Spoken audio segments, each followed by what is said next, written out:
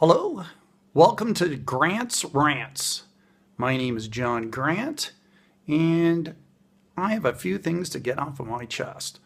I've been a school teacher for the last 28 and a half years, and I'm recently retired. Because of my job and because of the circumstances in which I worked in, teachers were not really encouraged to voice their opinions about the system and maybe about how parents behaved in general. Well, I'm done. I can say what I want now, and I have lots to say. So here's GrantzRantz number 1. Parents, stop suing the schools. You're killing all the fun that kids can have at school. Schools are inherently safe. Teachers are doing their jobs. They're making sure that kids aren't running in the halls, running with scissors, doing anything that may be negligent. Teachers aren't negligent. We love your kids. We want them to be safe. And yet accidents do happen. They do happen. So here's the thing. You sue the school, and then all of a sudden that thing disappears. You know, you have parents complaining in Toronto that their kids can't play dodgeball. Well, guess why they can't play dodgeball? The school got sued. Somebody got hurt probably, broken glasses, maybe some cuts. And then all of a sudden, there's a cash settlement and there's no more dodgeball. So here we go. My experience, I've had a few. I've taught a lot of phys ed classes in my life, and I've had a lot of injuries. And the vast majority of parents were wonderful. However, I've had 2 sets of parents sue the school board in my career, not about issues with me, but the school I've been in.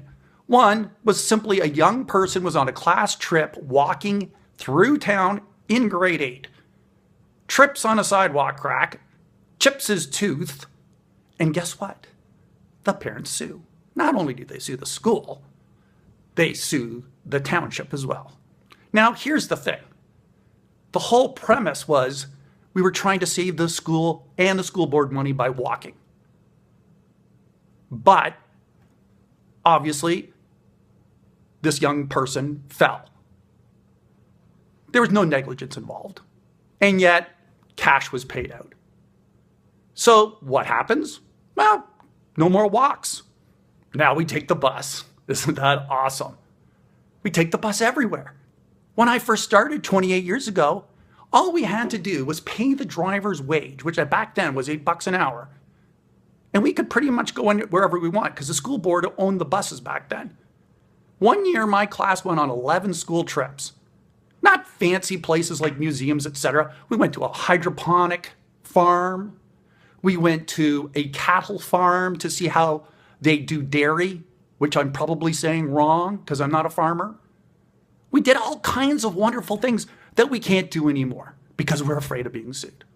I was afraid of being sued at the end. When I first started, I used to teach round off back handsprings to students. There was nothing that brought me more joy than seeing a young person overcome their fear. They do that round off, they do that back handspring, nail the landing, and I'm spotting, wearing volleyball pads on my knees so I can slide along the mats to make sure that they're safe. Not one kid got hurt, not one. There's not a way in the world I would do that now. Not a chance. Because I know all I need is one parent and their kid to get hurt, and it's my carcass that's being called up to the office and to the board office. So stop suing. You're taking all the fun away for students.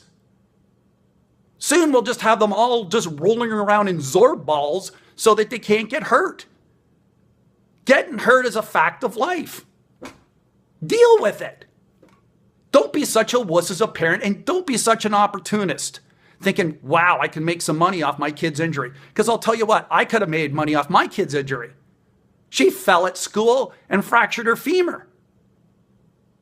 I didn't sue. Didn't even enter my mind. I knew there was no negligence. So get over it. Stop suing. That's my rant. Stop it. Stop suing the schools. Grant out.